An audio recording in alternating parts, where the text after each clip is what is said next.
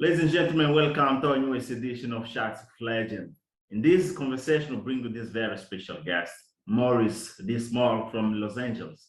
Maurice is an award-winning actor, award-winning filmmaker, voiceover artist. Maurice is also a fight choreographer. He's a comedy actor and a lot more. Stay tuned for our conversation. Don't forget to follow us on our social media. Hey, hello, Mr. Morris. Hey, man. How you doing, Mr. Sergio? How's everything? I'm doing great. What about you? Bless, man. Bless. Thank you for accepting our invitation. Awesome. Appreciate it, man. Yeah, nice to meet you. Nice to see you live in this Yeah, show. right. Yeah, this virtual thing is starting to be as they say, the new norm. So yeah. So how's LA today? It's good. Saturday, and it's raining over here, so hopefully that knocks a lot of the humidity down a little bit. Don't mind the summer heat, but that humidity is a killer. Yeah. Today I was talking to this friend of mine, and he was actually speaking about these modern times after COVID-19, and he was saying like, oh, COVID actually took a lot of his dreams. Many things he was willing to achieve. Actually, he had to postpone more many of those goals, more many of those plans. So, what about you? Did COVID-19 had some impact, some influence on your life, on your career? Career as far as acting, COVID definitely changed a lot. I want to say because I was trying to, things were canceled. A lot of people didn't know what was going on. Some people didn't believe it. They thought it was a government conspiracy or whatever thoughts they had going through their head at the time. It was real. And it kind of pushed back a lot of stuff. Projects got canceled. I had so many projects, stuff that would have got those years, 2020 started up very well. End up pushing me back. So luckily I had another project to work on. And it did have a lot of significant pushback. Stuff was getting canceled, projects. It really affected the projects, but it made you sit down and think, to force adjustment, which you always have to do in this career. Unfortunately, you have to make a lot of adjustments in this career. I mean, that's just how it is, So is this the perfect time to rebuild after COVID-19? Most definitely. Yeah. Most definitely. It didn't affect a lot of people different ways. Some people didn't really get. I mean, if they were in careers where it was a lot of face to face, where acting is definitely face to face, it did affect it, slowed down because you don't want to get sued, you don't want to get in trouble. I'm assuming networks and studios had to, of course, because they're corporations, they had to follow by the rules and everything. And if you didn't do what it was required, you had to go. So we tried to force to do film, and it felt kind of awkward because every time we do something, it was always had to wipe something down, or we always had to do this, we always had to do that. So it was definitely something different, to get adjusted to. I liked it because, not the deaths and the poverty and everything that caused the violence and everything, but just the fact that everybody had opportunity to make adjustments, to add another, challenge to their lives, to adapt, to have great stability and facing something like this, because nobody knew what was going on. No, I feel what you're saying. So, Maurice, I have a couple of questions. Sure. Yeah, looking to this opportunity we have of talking to you, we selected some questions that we think that might be strategic in this process of knowing a little bit more about yourself. The first question is this: can you tell about you, about your life, about your dreams, about your plans? Who is Maurice, and what are you willing to achieve in the next few years? Well, I started off, and it's pretty much the same question all day. I've always wanted to entertain. I've always wanted to, and that came at a childhood age where, we were just performing. I saw stuff on TV, Entertainment Tonight, and seeing people like Richard Pryor when I wasn't supposed to, Eddie Murphy when I was supposed to, Danny Glover, young Denzel Washington, Morgan Freeman, other actors. And it just, I was like, wow, well, they got the same skin complexion as me. I want, could this work? Yeah. And there's many more. Johnny Depp. It's a lot of actors I'm a big fan of. Yeah. It kind of had a major influence. It definitely had a major influence on my life. And then when that was going on, I was doing performances as a kid at school, and sometimes we do it at church. So it kind of worked the nerves off as far as being able to perform live. So I started off kind of doing, I don't want to say theater, but I was doing a lot of live performances, and sometimes it become script involved or something like that. I really, I really enjoyed doing it, and I questioned, did I want to be like a celebrity, or did I just want to be a working actor? Now it's like I just want to work. I mean, it's my dreams have definitely. I've achieved most of my dreams. I just want the world to see it, and there's a lot of people like me out here that can act, they can direct, or can write a little bit. I'm not the greatest writer in the world. I would never claim that. Hopefully, I don't. I hope I get better. But acting is always, performing is always my first choice. And then everything behind the scenes, I just try to get better at. I watched a lot of directors in major movies and saw their process. And I was like, wow, I think just like that, but I'm not a director like them. So it was very scary to jump in. And one of the scariest, I want to say, genres to get into was comedy. Comedy is not easy at all. There's different types of comedy. There's different type of, is people react differently with comedy, and you have to be real. Well, now it's like you gotta watch what you can say. You're growing up, you hear stuff, and it's like, okay, that's racist, but it's funny. Yeah. But that's funny. You say that's about them, that's sexist, but that's funny. You say that about this, that's wrong. That person has a disability, and that's what And I was like, it's like controlled content comedy, But yeah, a lot of that stuff. Watching action movies, dramas, horror movies, it just had a major influence on me. And I was like, man, I would really love to do this. I think I can get better. I can hopefully be great and good at it.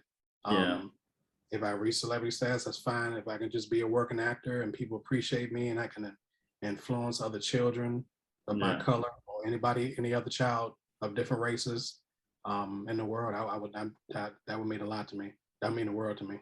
Well, no, that's great. You made me remember this quote by Denzel Washington. He says something like, "There's no passion to be found playing small." And in the same quote, he said, like, if we have to fall, we need to fall forward. At least we will see what are we falling at. So it's interesting the way you talk, the way you speak. I feel the motivation you have and this desire, this strength about achieving the goals you have set. No, that's amazing. That's wonderful. Yeah. So, Maurice, tell me something. When you look to the modern productions, what are your comments? Looking to acting, looking to filmmaking, looking to directing, look to producers, etc. I'm talking about the age since from Tarantino, Spielberg,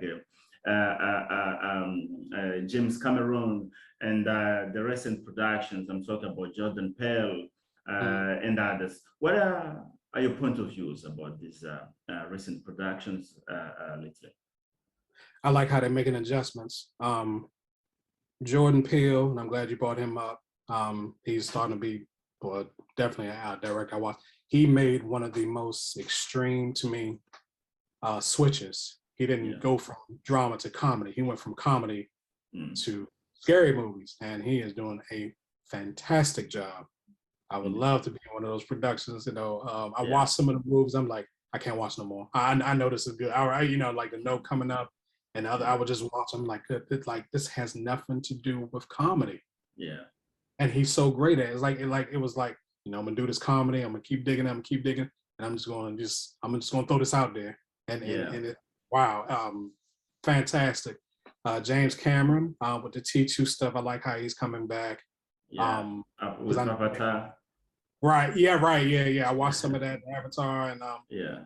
These guys are really good, man. These guys, they love what they're doing as directors. Scorsese, of course. The fact that he's still working with that same crew, De Niro, Pesci, and There is a man I actually love. Actually, he actually make these movies. I'm talking about who is this guy? I'm forgetting his name right now. Oh, I forget a lot of their names. Trust me. Yeah. I know let's keep continuing. I'll try to remember as Okay. long as we talk. I was going to ask you about your first step as actor. How did it all started? Can you talk about your inspirations? What are you willing to achieve as actor? Are you feeling satisfied in the stage you are at right now? I'm feeling satisfied because I'm getting appreciated by my peers and individuals like yourself that like, hey, nobody's paying attention to this gentleman, this guy, this person. And you look at my profile, I'm like, wow, there's a lot of stuff. Like nobody knows who this guy is, and there's a lot of people like me out here. I think that I love the direction it's going in. I wish I would not have wasted time, and I wish a lot of actors don't sit around. It's different now. Don't sit around and wait to be. And I'm taking a shot at the industry. Don't wait to be subjected, because some people may not envision your greatness, but you have to. And I think that you should definitely, if it just give it a try. Yeah. Just give it a try. You know, I mean, if it's not for you, I've heard all type of excuses. I used to be on casting calls and doing stuff for college students, which I love working with college. They're great. They one of the directors when we was at a table read, and she said, I wanted to do acting, but I was worried about memorizing my lines. I said, well, I understand, but you'll get over it. You'll get over it.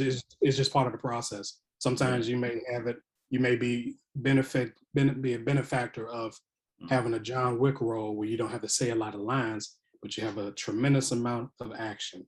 So that's a direction I would definitely like to go in, where I'm more being in the visual instead of having so much as dialogue, you know, more action, because I love action movies, and I would like my career to go into the action, definitely more comedy, sci-fi, you know, is another genre I'm definitely a big fan of, commercial acting, and definitely more interviews like this. I love this. It's like picking my brain, fruit for the mind, man, and the spirit and everything, especially with how involved I am with it. So no, I feel your spirit. I feel your passion there. Yeah, I try to tone it down on the interview sometimes. I kind of tear it because it just, I mean, when you grow up and you have people that don't say you can't do it, and you kind of doing it, and then you see other people, you kind of just, it kind of happens. You kind of ask the man upstairs, a God or whatever individual people believe in, and say, you know, could you give me a sign if this is something I can do? If not, I tried, I leave it alone. I will never come back to it. And sometimes I did one of the things that I don't share with a lot of people. They said there's a thing where you, if you love something, leave it. And if it comes back to you, you go to it. I stopped like after some family members passed away. And I said, you know what, I don't want to do this no more. I did really want to do it, but I was calling myself psyching my brain out, you know, and what happened was I stopped and I didn't answer, I didn't call, this and that. And I swear, when I stopped, I had so many emails, representation stuff, it was amazing. Like I left alone for like a year. And I said, wow, it came back. It didn't stop following. I was like, okay, this is not a career unless it wants you. It doesn't follow you around because they got so many people to pick from now. You know, you got so many people that have their own brands and everything.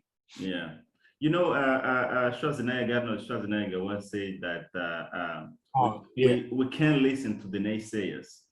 And you can't. we can't listen to the naysayers. They did that. He's another example because they told him, Schwarzenegger, that a European man or Russian guy couldn't. Oh, they said he couldn't. A non-American could not be a leading male in American film. And I guess he took that. When I heard him say, I was like, wow, I didn't know he was going through that. And how hard he worked. He said he worked. He did acting class, did construction. He worked out. Like this guy was like the epitome of just how you should be working. You know. So we need to keep following those quotes by The Rocky, by Sylvester Stallone. Saying, keep punching. You need to keep punching until you reach your goal. You need to keep punching. Right. He said, and it's funny you said that. It's ironic. You're hitting right on those I've recently looked at. Sylvester Stallone said if Rocky would have came out, I think he said it wouldn't have been as big as it was or something like that, or they Yeah. probably would have made it. And I was like, wow, that's the interesting because there's just so much content. I said, well, you came out at the right time when you needed to. You came out at the right time. I don't mind watching his films because he's another hard worker. These guys really work. They just giving it to us. Yeah, but that's a lot of hard work that they're doing, having to keep up with that. Yeah. But Morris, let's talk a little bit more about you. What is the Okay. meaning? What is the meaning of acting for you? When you go to the set, what do you feel? What is the meaning of portraying, of living someone else's life and all of that? I feel like on my way to the set, I'm kind of, I'm loose. I'm feeling great, but I'm also appreciating the opportunity to portray a character from someone's vision. When I get there, you look at all the I literally, and nobody probably will see me, I'm literally just looking around like, wow, this is really happening. It seems like it's always the first time. Not when I do my productions. I try to do them real quick. I don't waste nobody's time, but when I'm in somebody else's production, I'm like, wow, they really selected me. They really believed in me to do this. And it makes me want to just perform better. It makes me just want to just show out, and just, hey man, you select me, you're not gonna be disappointed. Yeah. And whatever adjustments I need to make, then I just make those adjustments on the fly. No, that's great. That's great. I know you have a couple awards. Exactly. Oh, can you talk about can you talk about those? Can you talk about those awards? Sure. And what did they represent on your career? Well, the awards were in comedy and drama, and I'm in my later 40s, well, early 40s, and I never thought that they would happen. And there is a significant achievement that comes with them. I have the awards. I'm sitting here looking at some. I lay them down flat, so I don't look at them like, look, I'm not worthy until I get some more. Now I'm getting addicted to just getting acknowledged. At first, it was just like, I'm gonna do this and do this, and then I got something that came. Hey, you've been nominated for. I'm like, I got nominated. It's like 300 other people in that film festival. I'm not gonna win that. And then, best supporting actor, IMDb Pro, IMDb qualified film festival, and I'm sitting there turning up. Oh my goodness, I wasn't thinking about this. I just wanted to do the work. So it's almost like, you're dealing with the right people that put you where you can be seen instead of just doing stuff and just having it sitting on the shelf. Because I had a project I did, and I literally left it on the shelf, and I feel so bad. And I told this guy, I said, look, I gave you the IMDb credit. I didn't ship it to film festival. I filmed it on a cheaper Canon camera, the Rebel or something like that. It came out decent, but it could have been better. And I told him, look, just stay behind me. I'm gonna make up for what I did wrong. And then some of those actors and some of those projects, they were in that original film that I did, and they never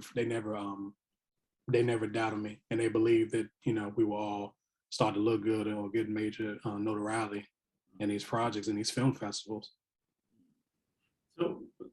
So I know that we need to. I mean, as actors, you must need to manage well your social life, your digital life, your image as well. Can you speak a little bit about that? I'm taking this point just to remember a little bit about this fight between Johnny Depp and his former wife and the impacts of that in his career. Can you talk about the fact that we need to preserve our image, our privacy? Can you talk a little bit about that? The idea of an image relating to your work in the film industry.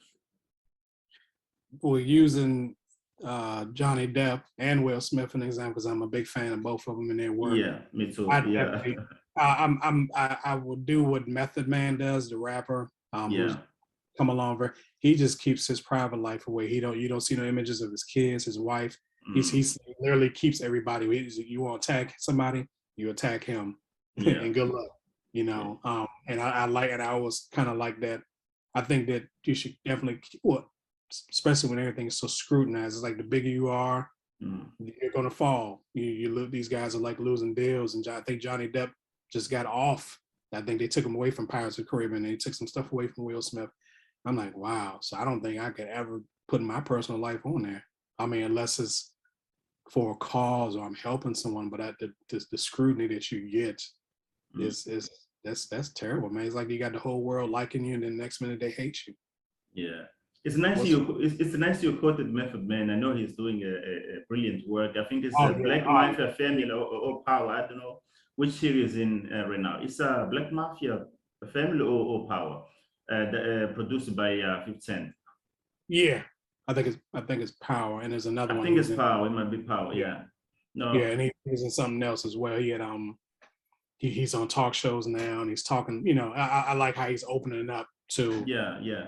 He had an issue with Destiny's Child, but he said he didn't have an issue. He said he went up and spoke to him, but he said they were so loud, and he didn't realize it was so loud. But he said his insecurities, and I'm like, I never expected him to say insecurity. I'm like, dude, you're dope on stage. I mean, nobody would ever think that, but you know, he talked about it. And I was like, wow, I'm always been a fan of him, and a lot of rappers, and a lot of, and I'm just a fan of entertainers, and I watched their social life, and that was one thing, like, you know, stuff with Eddie Murphy and his wife divorced, and it's you know, I think Robin De Niro had a divorce some years back, and it's just, you know, I just I'm like, you know what, don't get your personal life involved. Yeah, if you need to be part of the film industry, you need to understand and be aware of what is happening in those lives, in those people's lives. Definitely. Yeah. It's almost like being in entertainment or being somebody that's an influencer. They find out something bad. It's like you're running for, you know, a senator or a governor or something. Like you're really being watched. Yeah. And you know, watch what you post. You gotta, you know, it's just, there's so much stuff going on. Like it's unreal how it's affecting everybody. And I just want people to focus on my career. You know, if they catch me out and I'm walking with somebody, or I'm walking with a family member, or, you know, any, you know, friends or whatever, and just if they see it, catch a photo, like, hey, what's going on? You know, keep it like that. Don't say that disrespectful enough. You know, just you know, keep it light, keep it tight. You know, and keep it going. So I don't. Oh, go ahead. I'm sorry.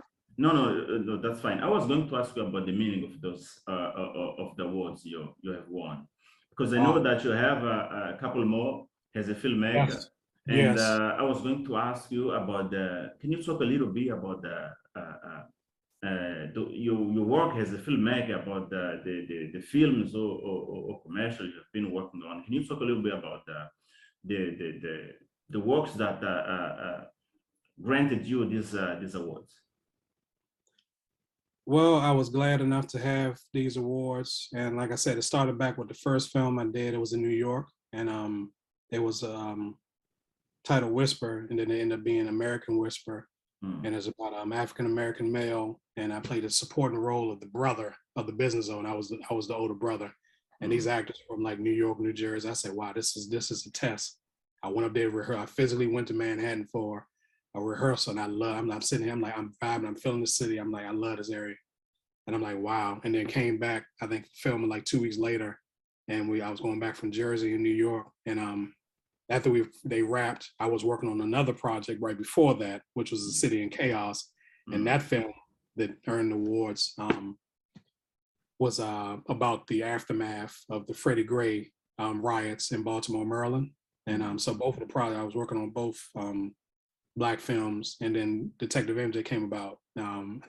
So these are the ones that really got everything started. The awards and how they were submitted, and the fact that people believed in me. And I know, you know, Detective MJ didn't look the greatest, but I liked the fact that people acknowledged the potential and that it wasn't like the worst thing in the world. I've seen reviews on the film, they talk about it's the worst film ever. And I'm like, people, look, man, I don't criticize your life. Please don't criticize mine. But if you got opinions, cool, I'm open to it. But back to the awards, they're like I said, I have something sitting in front of me. I'm looking over there, and I put them face down. I mean, just being Black and going to certain awards, like we were in like European awards, and I was best supporting actor. I'm like, wow, I'm representing the United States. Damn. So excuse me if I'm not say, you know, I'm like, wow, you know, people don't look at it. I'm like, yeah, it's not awesome, not here, but they're not giving it to me, you know, and I'm really in competitions. We all are. And just getting us selected is a process so I remember we couldn't even get us selected for stuff. Literally. You it's still complicated to get a job, to get a role because of these limitations of the color. You still think that racism is still among a lot of people in the film industry? I think it is. I think it's gotten better. I think that it's just the golden ages of film, and I don't want years later somebody see this interview and be like, well, you don't know what you're talking. Look, I'm going off of what I've heard and what I've seen, and that's what this is based on.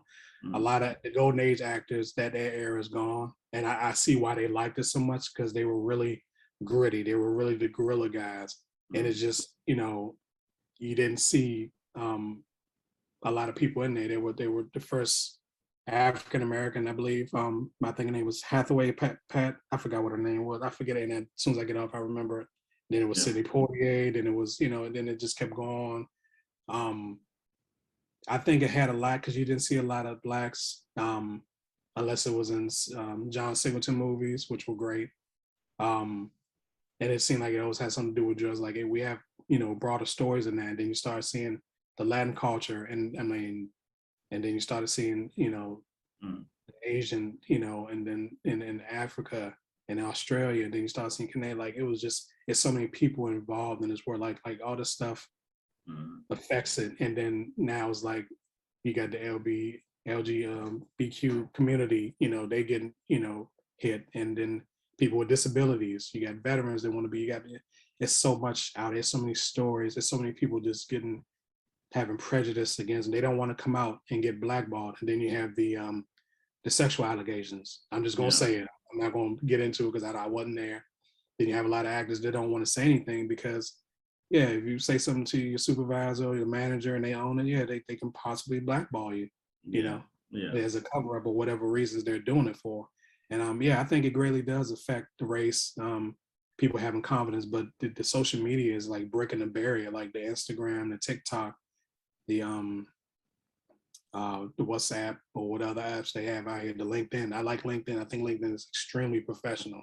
Exactly. LinkedIn is I've been a LinkedIn member for a while, and I love being on here because it gets me to meet peers like yourself. Yeah, we met there.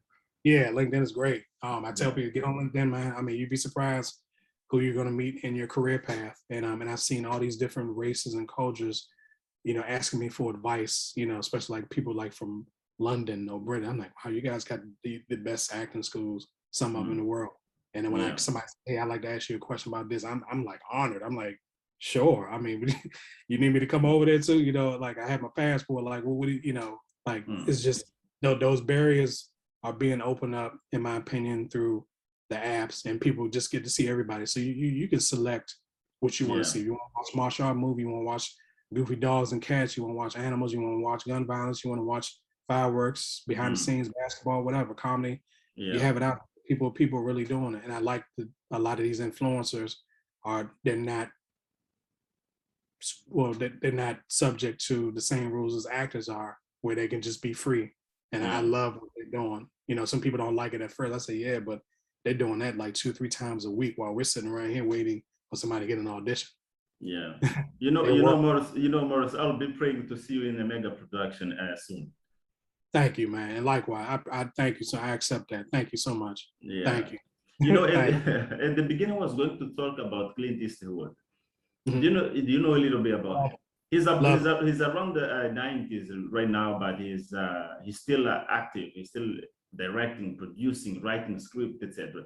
It's I honestly see myself being somebody like him. It's so many people. Yeah, like he came out, had the look, he had that grit about him. I saw some old films with it, and he always had that big old gun.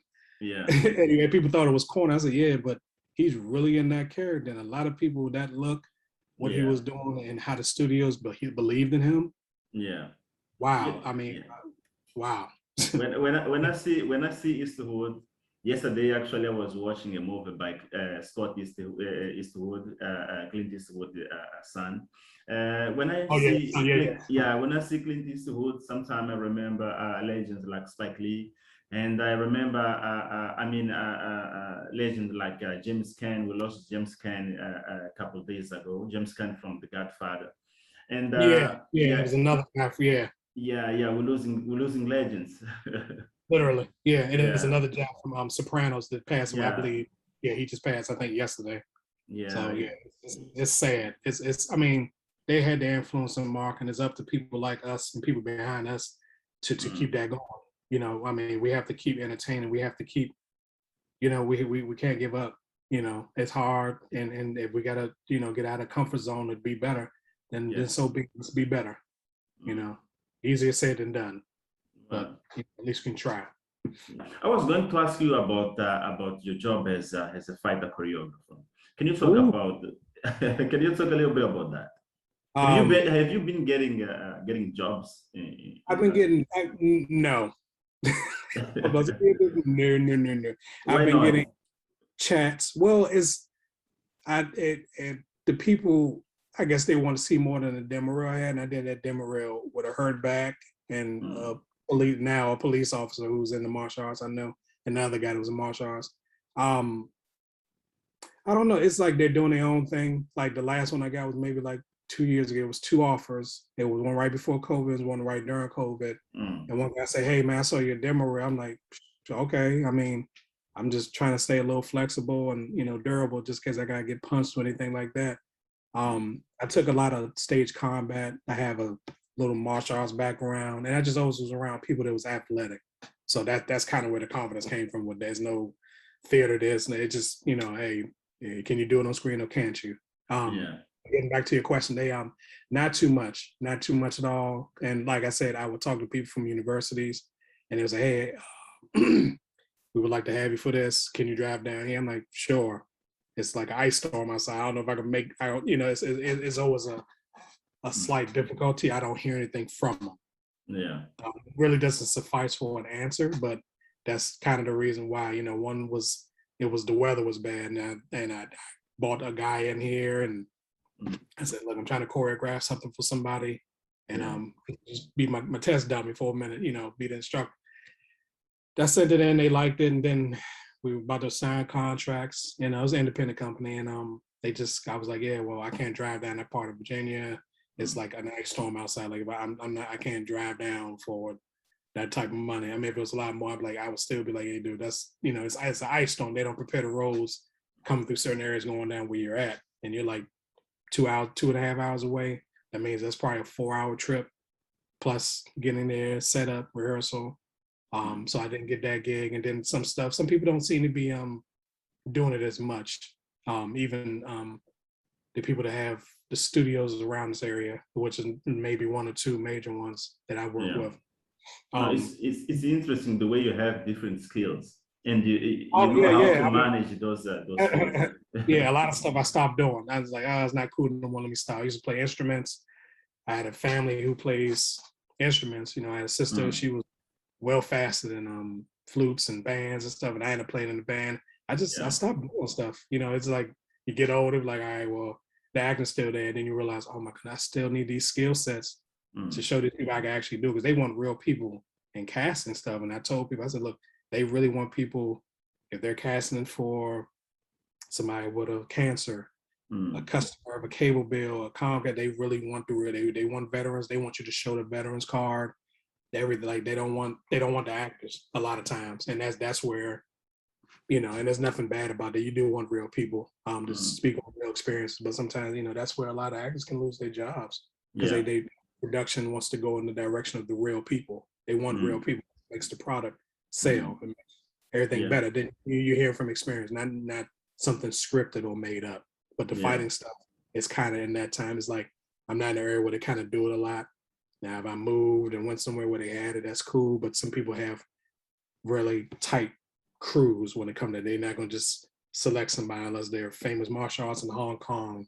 You know, I grew up watching a lot of Hong Kong stuff, which was the best martial arts, bar none, that I've ever seen in my life. Just, you know, the Jackie Chans, the Yuen Biu, the Billy Blanks, Cynthia Rothrock, it's Sammo Hung, just, you know, just it's some more. It's just a lot more. So that's kind of where that came from. Yeah, I know your script, Detective MJ. Is it Detective MJ Shadow of a Hero, right? It was selected in a film competition. Can you talk about his achievement? Detective MJ, from the beginning, was supposed to be just a regular TV show. I changed it because I felt like me trying to get a bunch of episodes and getting actors to, fully commit to it, especially if they didn't know who I was. And it's a new idea. They'd be like, well, he don't have no awards. We don't know him. There's no credentials to build up on. People weren't coming around. I was I had some great characters that I had that I wanted to be in there. Like just their physical attributes would have had major contributions in that TV series. So it didn't go through. So I said, you know what? Let me call the people that I told you about with the short film. Hey, would y'all mind doing this? I'm doing this detective thing. It's my first time, my first comedy. I'm gonna do it in black and white. I probably shouldn't. Let's just see what happens. Yeah. End up getting acknowledgement. One of the guys, one of the other stars is John Thompson, and John was like, "Why don't you put it on Vimeo?" Yeah. And after I was like, "I'm not putting it on Vimeo. It looks terrible, man. I don't want to put it on there." So I put it on there like 2 days later. Yeah. I get a call. Well, I got an email comment from a director out of a film festival in Los Angeles, and I was like, and I looked it up. I said, "Oh, this guy's serious." And I was like, so I told him I submitted, and next thing you know, we got in the war. I flew out to LA and did some other stuff. Went to some events and went to that one, and that kind of started everything with Detective MJ. I said, the second one, let me do a feature. Still didn't grasp the concept of great cinematography. That's my problem, not nobody else. I'll shoulder that burden, and we did it again, and we just kept getting selected. I was like, oh my goodness, like I don't want it to stop, but I want people to think we cannot have gotten that many awards. Yeah, we did. We got a lot of selections. We got a lot of people. Yeah. I showed a guy when we were working on the recent Detective Engine, because we have another one we just finished. He said, yeah, you don't be posting a lot of stuff. I saw the stuff you post. I said, dude, if you saw my PayPal and my card and all this stuff was being charged, so you see Film Freeway, like 5 or 6 a month, and I showed him the emails that I get. He looked, his eyes paused. Yeah, it's that many people, and I'm thank God that these people are contacting me, because I never thought. I was like, wow, it's a lot. It's a lot. I have an email. I put film festival in my Gmail. Showed anybody, they'd be like, goodness, you got these people constantly. There's a lot of people.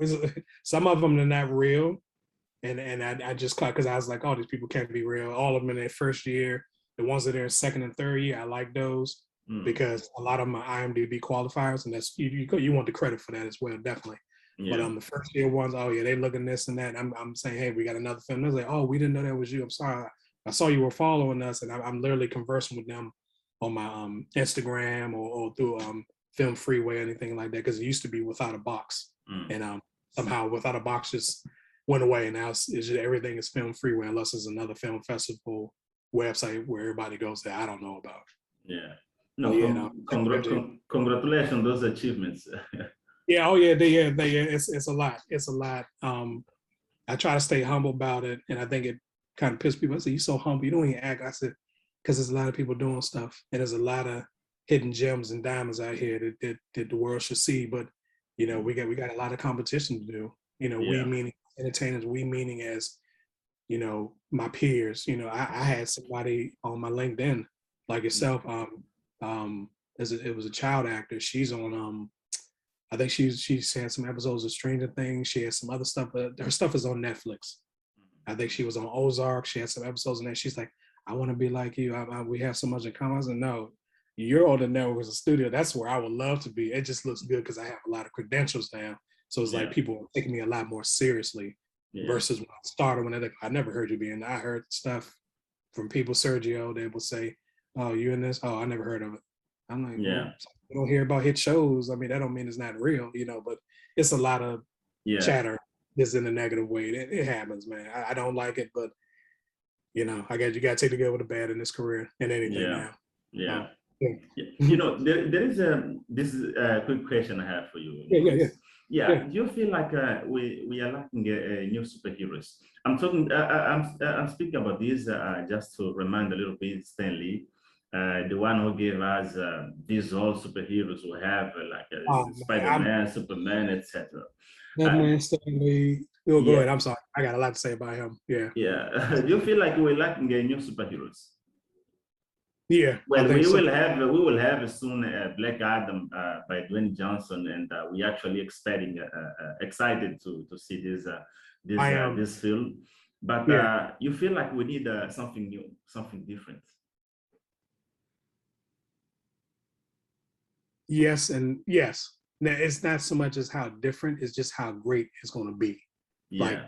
my top shows, and I'm not a big TV guy since, I guess The Wire and Entourage, and I didn't get too much in the Game of Thrones because I know I got to sit there and watch the whole thing. Um, my top shows are like Atlanta, um, Stranger Things, The Boys, Umbrella Academy. All this stuff is Netflix, Amazon, SFX.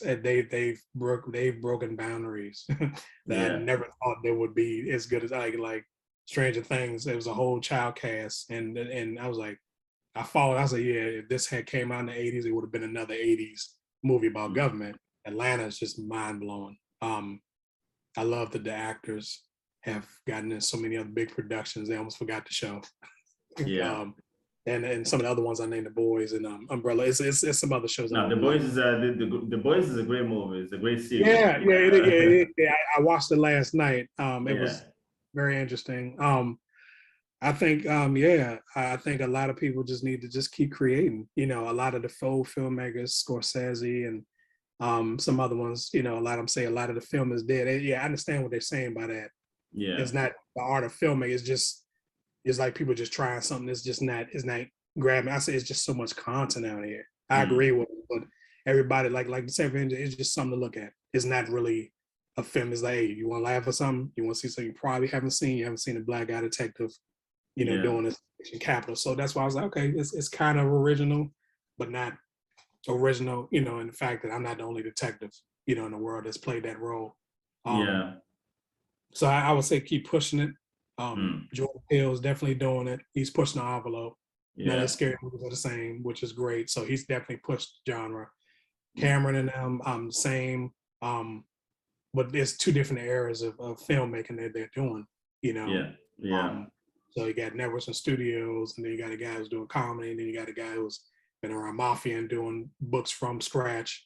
Then you got the George Lucases, and then you got Yeah. wow. I love the way these old legends like Quentin Tarantino throw us to the past. Right. I was watching recently. I mean, Once Upon a Time in Hollywood. That movie we find there Brad Pitt, Actually like, DiCaprio, Margot Robbie, etc. yeah, It's interesting the way you see how Quentin Tarantino take us to the past somehow in that movie. right. How do you define the process of creating something new, the process of creating or conceiving an idea? How do you see that? How do you conceive? How do you put this idea you have on your mind in the paper? How do you turn this into a reality? Oh, that's the hardest part. That last part you just said. It's because writing it in a screenplay format is so hard because I'm not really a screenplay writer. So I Yeah. just put period, this and that. And I'll just try to put the Yeah, thought. we can talk about jobs as an actor, as a Yeah. voiceover artist, as a fighter choreographer. How do you Um, create something new? it just kind of comes up. A thought will come through, and I'm like, and I go look up to see if it's a real. I literally go to YouTube or something like Google it. Has somebody done this? I look, I'm like, okay, something close but not exact. And I'm like, I'll build on it. I was like, okay, let's see if that's gonna be original or not. Because because the naysayers, meaning the audience, sometimes they really negative and they really scrutinize. So sometimes I'm like, you either gonna get scrutinized by them, you're gonna keep saying and do what you have to do as far as an actor or writer or screenwriter, whatever you're gonna do, you're gonna get the scrutiny. But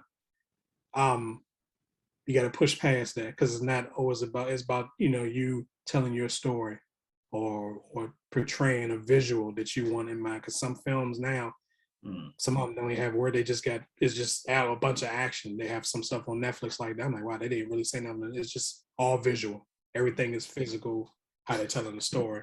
I think that putting it to paper is so hard, especially when it's action stuff. It's hard, but I will just try to grab my phone or grab a piece of paper, and then I'll just see something. Oh, let me write this down and see if it makes sense, and see if just to see what it would look like. And I'll give it thought, and I try to look to stuff that's similar. Like I said, I go to YouTube or go to Google, try to find something, and I try to see if there's something similar. I was like, okay, this can work. It wouldn't be too stupid. What would be the story? And then all these questions start to manifest and come in my head, and I'm like, oh God, this might be too long. I just want, just sometimes I just want to do stuff for the visual, for Yeah. once and just do it, and hopefully it has a good story behind it. I'll have to make something up that actually makes sense and there's a storyline because, the American audiences do like a lot of storyline, Yeah. a little bit of action. Some other countries, they like a lot of action, probably not a lot of storylines. And I fail to realize it's a difference in audiences. So trying to satisfy the world is probably one of the biggest jobs in the world. It's difficult. It's very difficult. I had a couple shots before with a voiceover artist. Yesterday, I was talking to Ron Knezek, and Okay. I had the privilege of talking to Brett Storm. I actually admire Brett Storm profoundly. I was going to ask you about your job as a voiceover artist. What do you think are the challenges? How do you define yourself as a voiceover artist? I put it on there because I've had experience in working at jobs, making announcements, and I did a few videos. One of them I only found, and I used to try to set up microphones. So I'm not gonna say I put it on there just in case they may need somebody to just say a couple words over something or do voiceover as far as the character. Because sometimes you could do your character and it could just be a scene. I mean, you're doing voice. That's voiceover work. But actually, and a whole entire production is built off voiceover. I definitely would like to do it. I think it's so many people that's good at it. Some people have very distinguishing voices, and they've been hearing them from years. Optimus Prime, the gentleman played. Oh man, that's a great voice. Optimus Prime is a great voice. Yeah, the Darth Vader. Yeah. James Earl Jones doing that voice and how he was not the original one, and then they kind of played with it and changed. I'm like, wow, that's voiceover work. And how long he has been doing it. I mean, goodness. I mean, I don't think too many actors would decline or walk away from opportunity to being in production that's going to have that type of effect on their career and in production for all these decades. Yeah. Like and stuff like that. But I think it's extremely hard. It might be up there with comedy. All of it's hard, but that might be a little because they already have people that do this. And I've talked to some of them on LinkedIn. I've seen this. I said, this guy's great. This guy's done Chef commercials, he's done Nissan commercials. It's just they're always in a rotation of work. And it's almost like with the actor, you have to already have your credentials. It's like you have to have your award to get the acknowledgement, or you have to have somebody to bring you out and just. You made me remember the one chapter from I think it's Age of Ultron, Transformers, where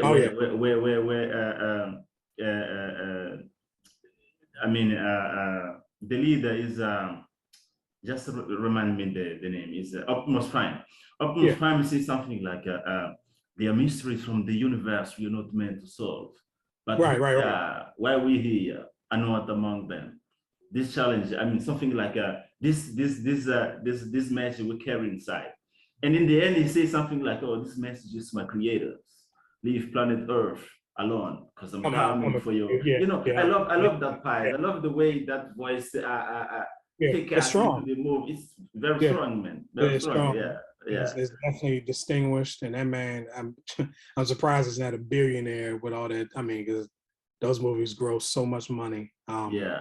But just the fact that you didn't have to really see him at all, and he just doing what you're doing, just sitting in voiceover and just no screen, just voiceover, and it carries over. It like if I heard a different voice, played that, but like I want to hear the original one, And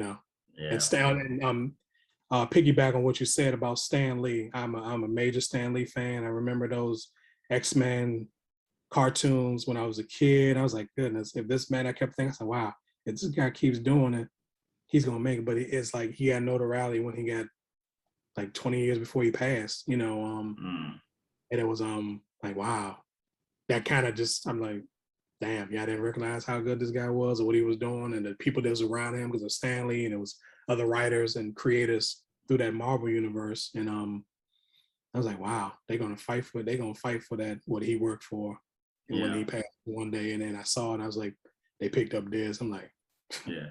Wow. Yeah. I mean, it's still good. I'm glad it's out there, and I'm glad the stories are being told. But that man really worked hard. Yeah, and stuff. Spike Lee is another one.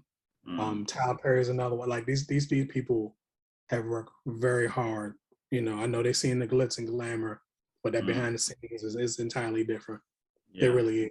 If they saw, I had a supervisor when I was working where I'm at, and they had some work, and they were doing something, and he said, "Yeah, Nicolas Cage. I saw Nicolas Cage." So they asked him to come in there. They Yeah. asked the Wow. supervisor.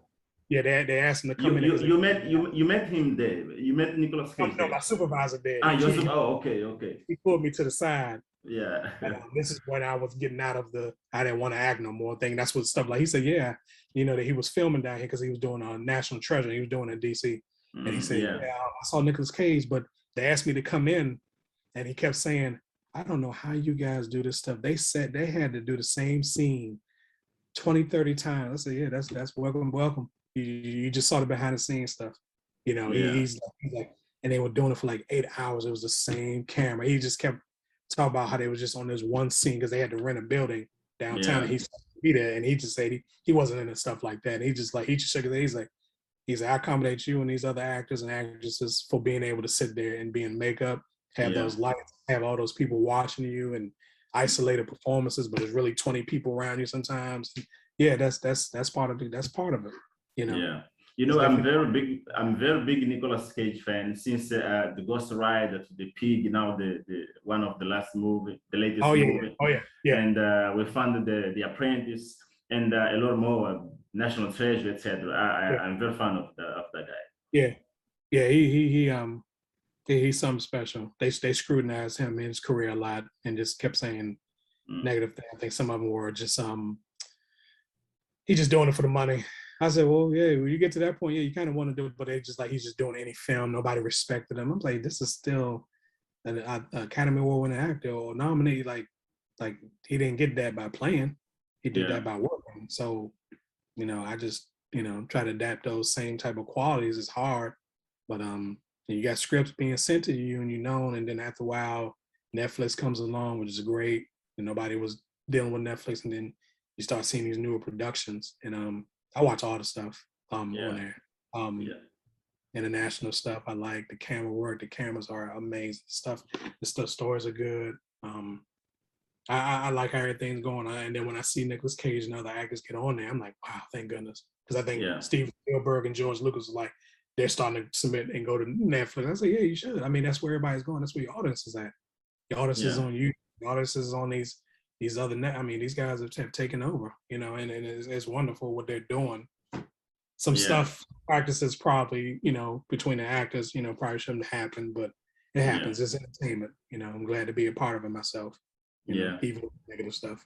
No, that's great. You know, Morris. Someone once told me that we will always have people talking bad things about us, but we need to keep following our focus, our dreams.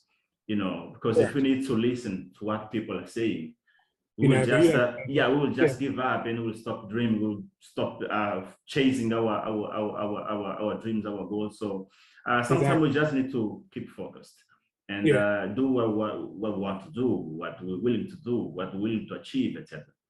Right.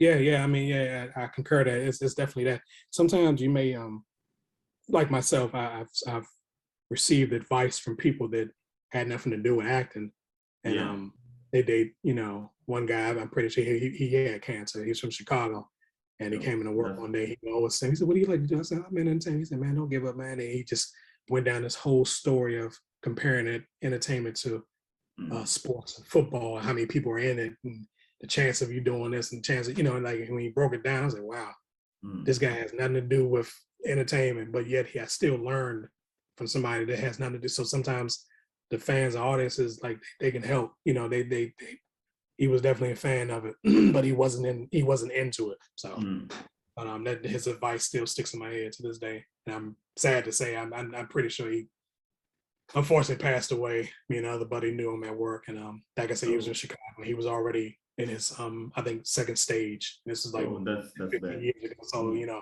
and just he was always a proud, you know, Chicago guy, white gentleman. He was real nice. I liked him. You know, he spit it to you, man. He'll tell you the truth. He was really funny. It was a lot of people like him in my life that influenced my career, like not to give up. I think I call them little messages from God. You know, just give me messages like, don't give up. You know, just don't give up, and it's hard. you know. Yeah, sometimes that's all we need to hear. Yeah. You know, Yeah. yeah. Sometimes that is the best advice someone can give you. Like say, keep punching. Yeah. Yeah. Even if Yeah. your arms are punching. Yeah, you know, Ron. I mean, Morris. I have this last question for you. I know Yeah, yeah, sure. you have been in the industry, in the film industry since 2001. Can you Correct. talk about the goals and the challenge so far? The goals were the goals were become. It's almost 2 decades you have in the film industry. Yeah, I know. Yeah, I I mean, know. it's already 2 decades. Yeah. Yeah, yeah, literally. They it was converting. It was a phase of my life where I just didn't do entertainment. I Mm, I stopped and did the adolescent teenage stuff and then picked it back up and then I gave up again. And I said, you know what? Let me try this again. So I started doing background work and from converting from the background work mm, and being in an area that's a smaller market was very difficult. I could not imagine how hard it was for a lot of actors growing up in bigger markets like New York at the time and LA, where all the studios and networks. I mean, because everybody's literally lining up. Everybody looks like you. Everybody in my head, so it's like, wow, how do I pick when all these people look the same? They sound like me. They look like me. Probably walk like me.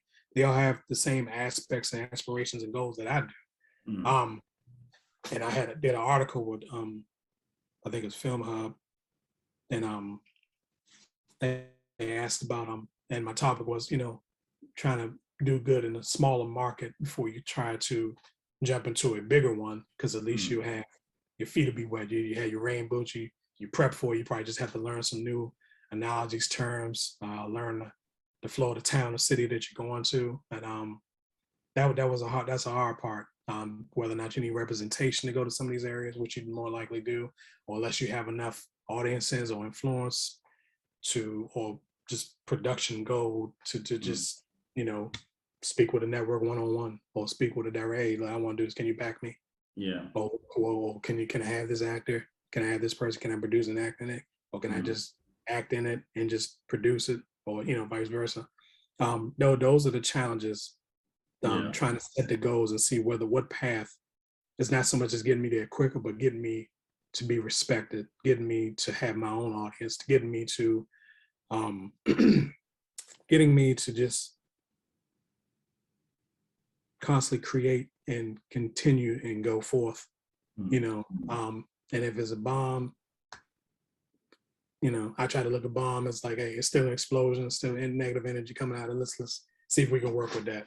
yeah. um, I think that yeah, those are definitely the challenges, converting from background to principal to day player to guest co-star and stuff. Like, there's a lot of stuff I haven't done yet, but the award, like I said, the awards and the stuff that I'm in, and when you get on these platforms, that's what people kind of, they take you a little serious, and definitely the quality of work, which I'm really just quality, good content, good cameras, good, how you do it, good presentation of it, and then let's just see where we go. That's another one that I achieve quicker than being in front of people that, okay, next, he was all right, let's pick somebody else. I like the auditions. I couldn't stand them at first, but now I tend to like them a lot more than I did. And once again, I will go and look up, actors. I think John Leguizamo, I don't know, a lot of people know him in that. He was in John Wick, the first Mm, one. And when the guy bought the car in the shop, and he's like, whose car is that? yeah. And he punched the guy in the face. That's John Leguizamo. And I've been a fan of it because he comedy, he does serious stuff. He was in Carlito's Way. He was in a lot of movies. And Yeah. then he said he couldn't stand auditioning. And a lot of I thought they did, but they really didn't like auditioning. I didn't want to audition so much. I was like, oh, I can act, just do my demo reel. And then I was like, just perform. Yeah. And I try to look at some ways that I try to get from that challenge of not so much as a fear, just like, I can act. You saw the demo reel. What do you need me to do? And I see it, and I'm like, and I look at them, and I'm like, wow, they felt the same way. So when I hear an actor that's a celebrity or somebody that's known or just working all the time, and I hear him have the same difficulties or encounters that I do, I feel bad. I say, oof, I'm glad I'm Yeah. not doing it, because you don't hear it enough. Like I said, you only hear you only see the finished product. You see the press, you see the awards, but you don't see the work, the process, the pre-production. And Mm, that's where we're always at, especially what I'm doing and everything, and other people. But those are definitely challenges. Trying to just convert, get to here. Is this Yeah. going to work? Or here, is this going to work? Are they going to like it? Am I going to continue to do it? Yeah. What, what if it's bad or good, and I keep being behind it? Just it's my bringing it up, So I was like, just go with it. It's just get to the point. Just do it. Yeah. Just do it. Feel it No. and just go for it. No, that's great. That's great. I'll be praying for our next our second chat, maybe in LA, maybe soon. Let's hope to see that that come true, maybe in the near future. Yeah. Oh, definitely. No, definitely. It will. And Yeah. I'm also subscribed to your YouTube page and everything. I don't know if you saw. I'm subscribed to your page and everything. Yeah. It was a pleasure to have you here on Chat with Legends. Looking forward to another one. Thank you so much. You have a Yeah. great platform, and I enjoy your conversations and your questions and just you being an artist yourself and just knowing that you're not alone. I'm here with you, man. Yeah, thanks. Thank you very much. Hope to see you in the next episode, in the next opportunity. Likewise. Thank you. Wish you a great day. Yeah, like you too. Thank you. Yeah. Maurice, by the way, this conversation will be broadcasted in on Elrod TV network. There is a platform, a streaming platform from Illinois there in the US. So this chat will be broadcasting there. But I will send you the link after we publish the chat. Oh, wow. God damn, thank you. Yeah, wow. Wow. Yeah. Maybe on Monday to Tuesday. Oh, okay. Yeah, it will be online. Wow, thank you, man. Thank you. Yeah. Thank you, Maurice. Have a great day. See you in the next opportunities. Likewise, man. Thank you. Thank you so much, sir. Bye. Yeah, bye. Yeah. It was a pleasure to have you there.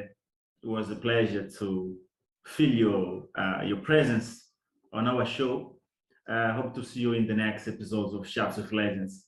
Today we had this special privilege of knowing a little bit more about the life, about the goals, about the dreams of Maurice Dismal.